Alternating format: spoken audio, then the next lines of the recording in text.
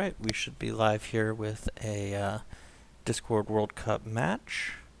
This one's going to be between Hungapore and I believe Italy. It's going to be Crane versus Unicorn.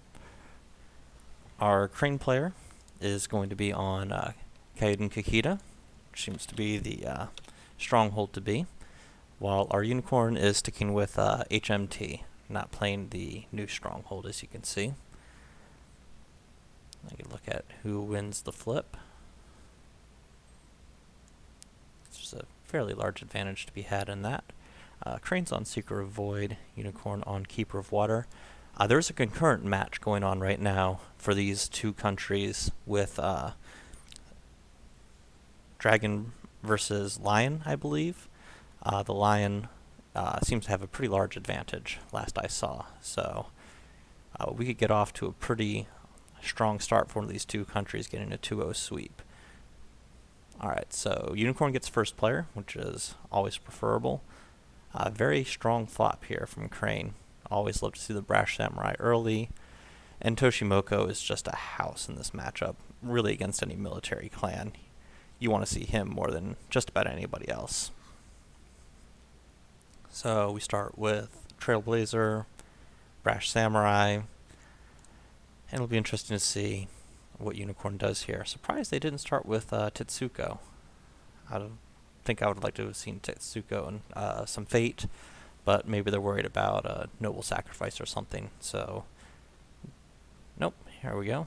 Tetsuko 2 Fate as well, which gives the Unicorn the option to steal Passing Fate and bank up so they can buy a big Toshimoko next turn, assuming this province doesn't break.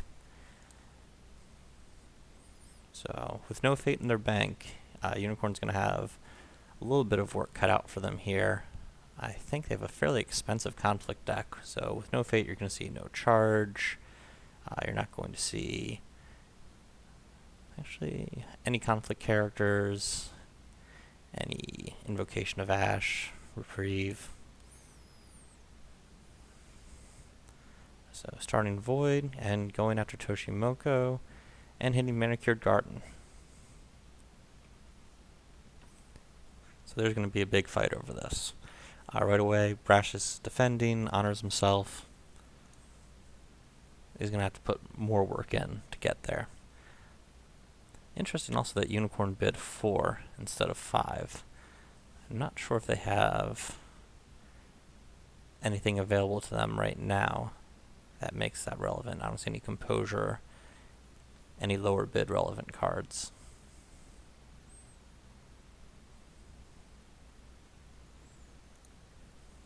So they're spreading the Darkness, which is the 3 of in their deck.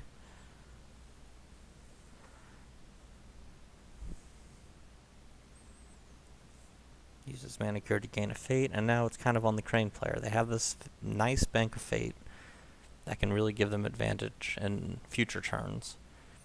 But if they want to play events and protect this Toshimoko, they're going to have to start spending it. So no, they don't. They give it up. Favorable ground out. Hope to find one of the other 2 Toshimokos in the deck. And Voice of Honor cancels Spoils of War.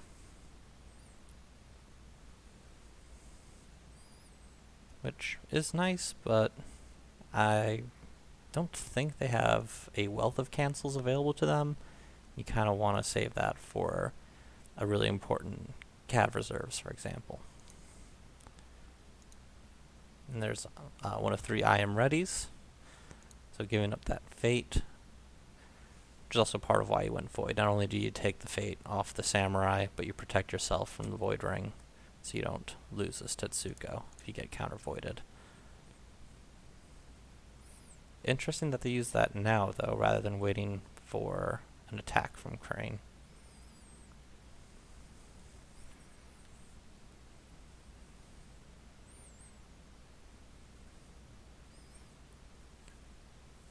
Another interesting thing about this Crane list is they don't actually have a wealth of duels available to them to make this stronghold relevant. So they hit Khan's Ordu. the young harrier, one of their 5 conflict characters available. And then we see pass, resolve Earthring, losing away finders. So already we see fate disparity and hand size disparity, both going well into the advantage of Crane, with honestly not that big of a board advantage. We did see one break. This Tetsuko is going to be around next turn, but the current trajectory this game is going on, Crane's really going to need to get this done quick. So we see Mad Station being the hit here, which could potentially be brutal if they can't break it, and they don't.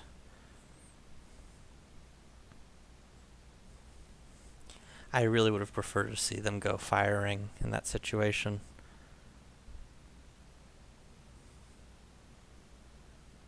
I mean, you're ahead on breaks. You're not so worried about counter breaks, so controlling their board and bowing them out isn't that important. And in the event that you hit Match Station, if you went fire and could just win, you could dishonor and stop the rebow.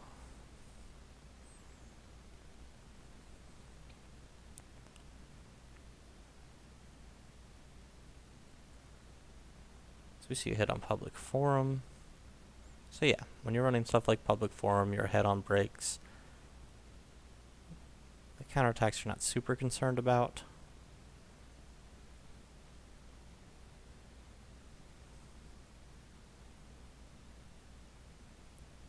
So really just getting the one break while being behind 4 cards and 4 fate and losing the favor does not look good for our unicorn player. If Crane gets some good dynasty buys here, they could really start running away with this game. And the Doji Challenger as first player is exactly what you want to see.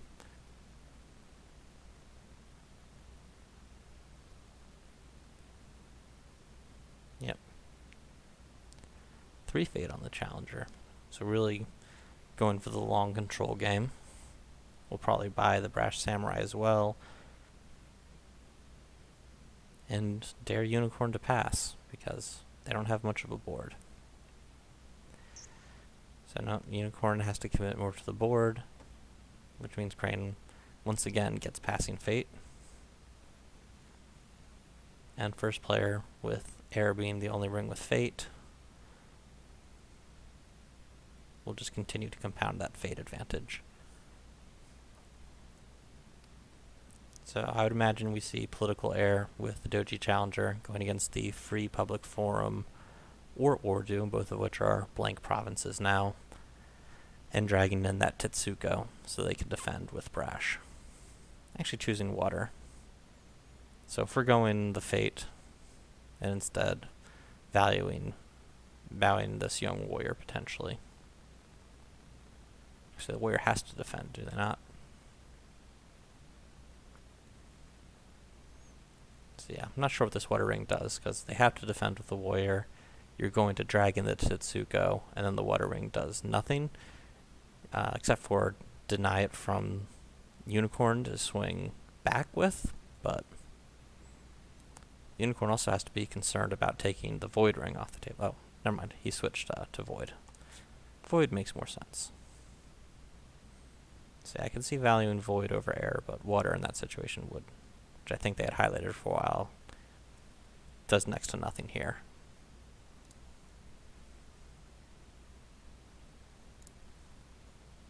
Let me, oh, somebody's asking for a link from the stream. Sorry, let me get that for you.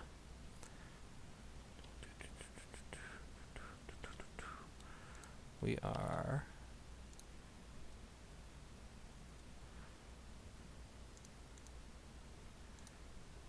Twitch TV/WJMJR. We will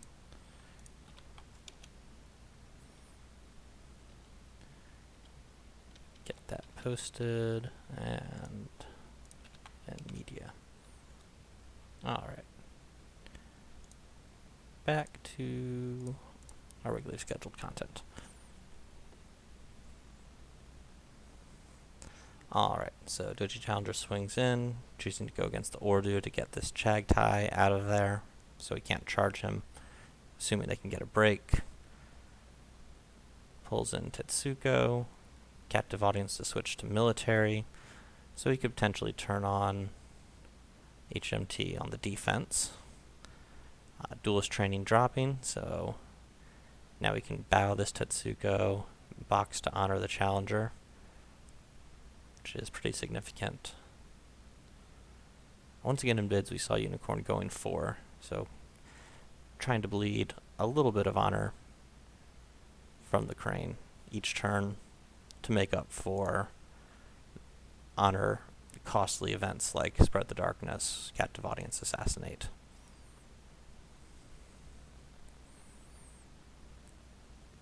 So Unicorn passes, we see the duel, bids 1-1, reaction box. So winning but not breaking.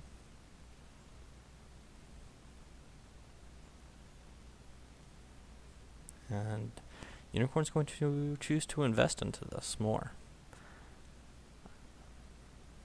They really want to try to protect this Nergui from being void ringed.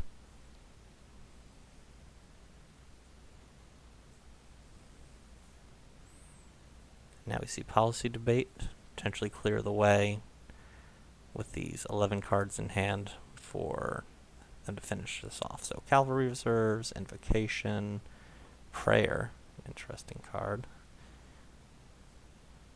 Ambusher, Spoils.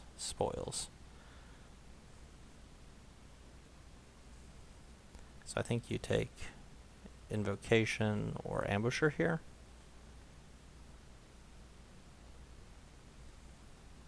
Nope, going the long game and taking the Cav Reserves. Makes sense because he used a voice on a non-Cavalry Reserves card earlier. So now they just count up what they have in hand, and they know that this Bonsai is more than enough to take this conflict completely out of reach for Unicorn. If they can get any more skill at all, they can also break this province, which is just brutal. But even without the break, just winning this Void Ring and knocking out this board is substantial. Starting from here on, the Crane's board is just going to be overwhelming.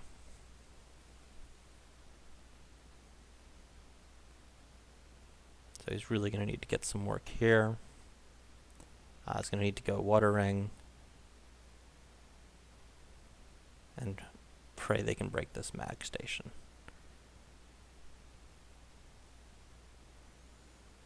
So they need to use Nergui right away, kick the Brash Samurai out of the conflict, which they do. And then they need to commit either the Ambusher. Surprised that actually Mag Station wasn't used on the Challenger prior to this conflict. Ooh, so I really don't like that they didn't use the Mag Station right away, because now Ambusher can come down and turn it off for the remainder of this conflict. But unfortunately, because of military favor and the Wanderer, they still won't be breaking. So it'll work out for the Crane, but with a slightly better hand quality from our Unicorn, if they didn't have cards like, I don't know, Prayer in their hand, and a little bit better Fate, this is the type of thing that could get you punished. So Wanderer comes down. Unicorn has to commit something to this conflict in order to win it. They choose to use the Invocation, save the Ambusher since it's not going to do anything here. We see Let Go from Crane. And yeah, that's all she wrote. Unicorn is out of gas, they're out of Fate, they're out of cards, their whole board's going to be gone. At this point, I would call the game a foregone conclusion, sadly. It's just a matter of playing it out. Still not using Magistrate Station.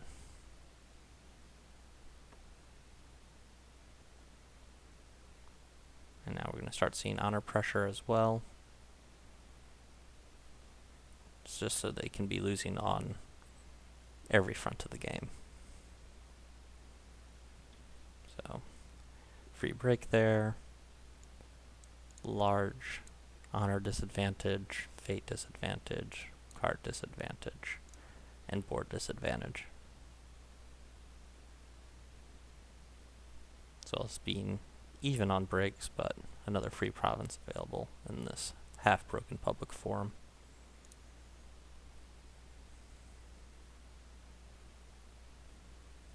Now Praying can buy Takamori into Whisperer, which won't actually do anything here. So maybe just buy Takamori. Nope, go in the Whisperer instead. 2 fate on it because at this point Assassination just isn't playable.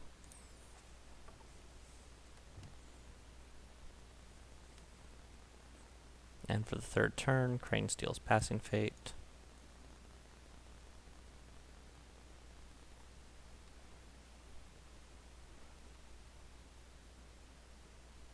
So Unicorn can buy up an okay board for this turn.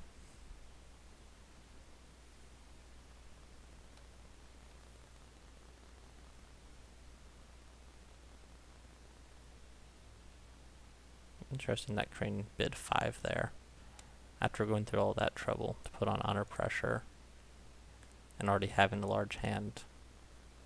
Bidding 1 might do more, especially with all the bully dueling that you can do.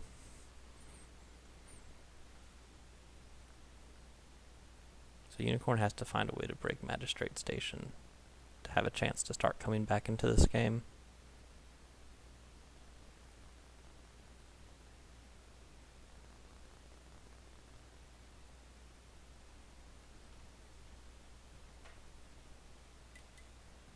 So yeah, not sure why they're not just going all in.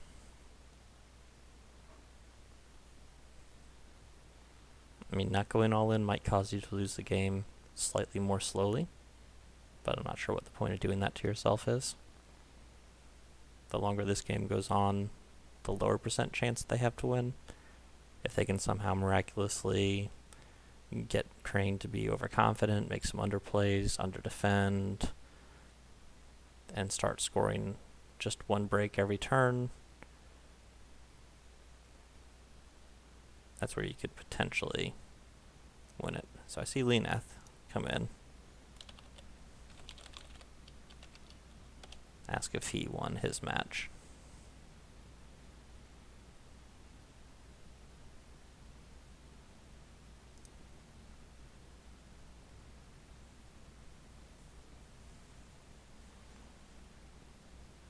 So Lenath, I believe, is part of our Hungapore team.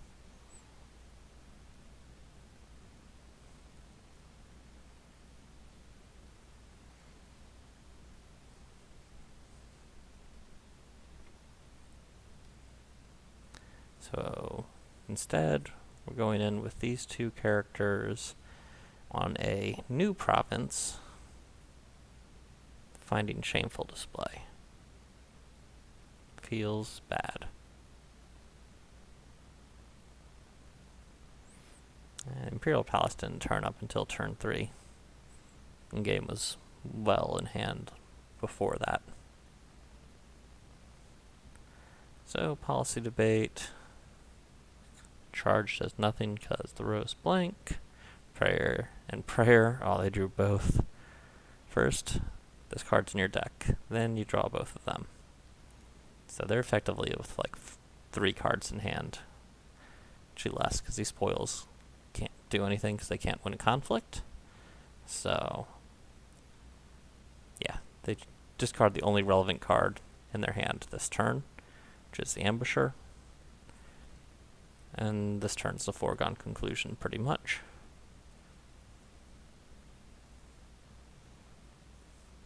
So now they can Shameful Wanderer into Young Warrior. Kind of confused why they defended with a Challenger.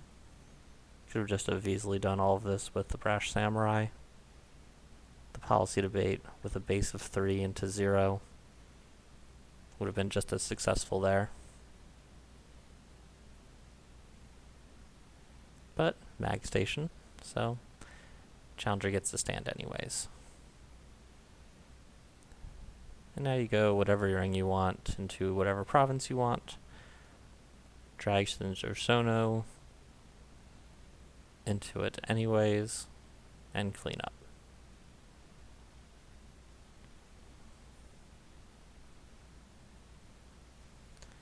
So there's only one noble sacrifice in the Crane's deck, and they've drawn half their deck, so odds of Shono getting bridged is 50-50.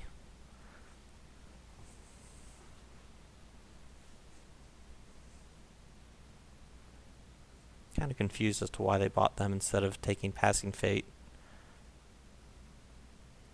I mean, when you have charge in your deck, you have to leave a charge target for yourself.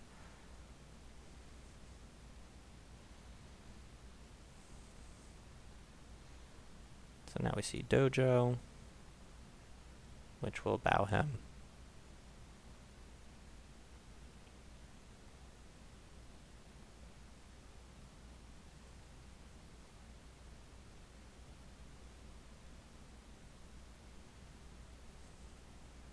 Oh, nope. So they bid enough to win. So now we can see Duelist Training. A little greedy from Crane.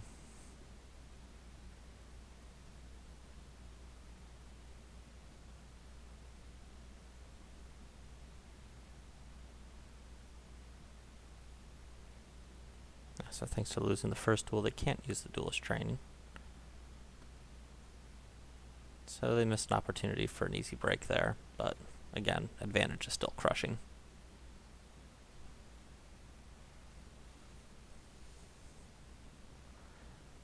Endless Plains. And Air Ring. Hopefully we see a 1 bid from Crane next turn just to finish up this game. Spies at Court seems not so good when the opponent's hand is that horrible.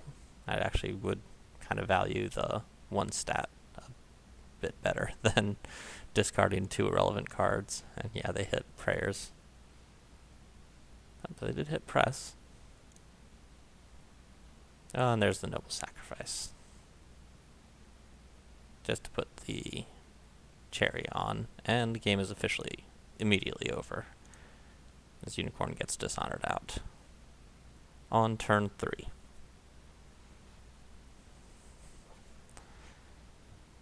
So yeah, this is the kind of downside of not having sufficient resources and attacking into Crane.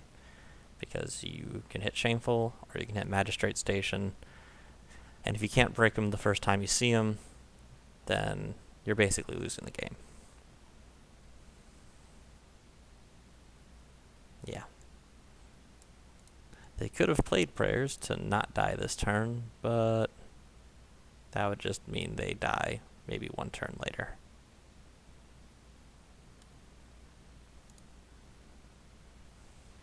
So, well done. And we'll have to take a look and see how this impacts the bracket here. So, let's pull up the World Cup.